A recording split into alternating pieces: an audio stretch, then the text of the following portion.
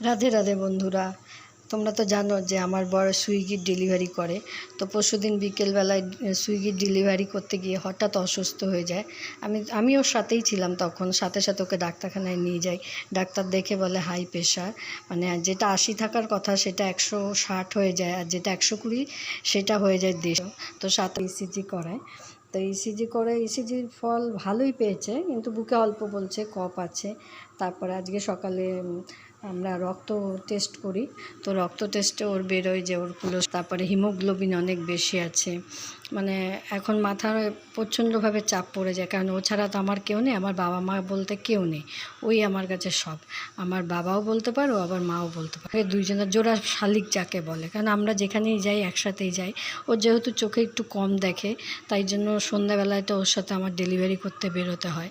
আর জানো তো এই ডেলিভারিটা অনেক দূর দূর ফেলে, কখনো মগরা, কখনো নৈহাটি, কখনো তোমার শ্যামনগর, কোনো ঠিক ঠিকানা থাকে না। যে ও চোখে কম দেখে তাই কারণে আমাকে ওর সাথে সাথে যেতে হয়।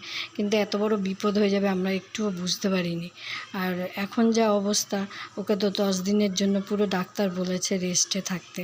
তো যাই হোক, তোমরা সবাই আশীর্বাদ করো যেন আমার বর খুব তাড়াতাড়ি ভালো হয়ে যায়, কারণ একমাত্র সম্বল আমার কাছে ওই।